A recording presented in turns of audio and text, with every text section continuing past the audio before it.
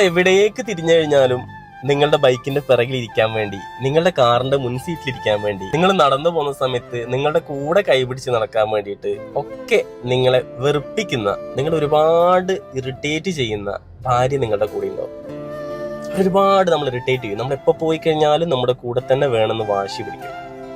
എന്തുകൊണ്ടാണ് അവരിങ്ങനെ വാശി പിടിക്കുന്നതെന്ന് അറിയോ? ഒരുപക്ഷെ നമ്മൾ പുറത്തേക്ക് പോയി കഴിഞ്ഞാൽ ഒരു 100 കോളുകൾ നമുക്ക് വരും. ഓരോ മിനിറ്റിൽ ഓരോ കോളുകളായിരിക്കും. പക്ഷെ നമ്മുടെ മൊബൈൽ ഫോൺ എടുത്ത് എറിഞ്ഞു പൊളിക്കാനുള്ള ദേഷ്യം പോലും നമുക്ക് വരാം.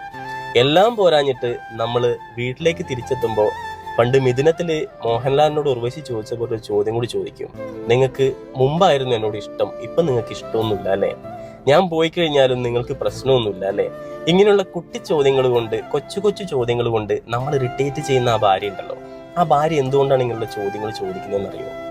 ഒരുപക്ഷെ അവരുടെ ജീവിതത്തിൽ, അവരുടെ കുട്ടിക്കാലത്ത് അവർ നേരിട്ടിട്ടുള്ള കുഞ്ഞു കുഞ്ഞു റിജക്ഷനുകളാവാം. അത് കുടുംബത്തിൽ നിന്നായി കഴിഞ്ഞാലും അവരുടെ സ്കൂൾ ജീവിതത്തിൽ നിന്നായി കഴിഞ്ഞാലും അവർക്ക് കിട്ടിയിട്ടുള്ള റിജക്ഷനുകളാണ് ഒരുപക്ഷെ നമ്മുടെ കൂടെ എപ്പോഴും ഇരിക്കണം, നമ്മൾ നഷ്ടപ്പെട്ടു പോകുമോ എന്നൊക്കെയുള്ള കുഞ്ഞു കുഞ്ഞു പേടികൾ അവരുടെ ജീവിതത്തിലേക്ക് വീണ്ടും വീണ്ടും വന്നുകൊണ്ടിരിക്കുന്നത്.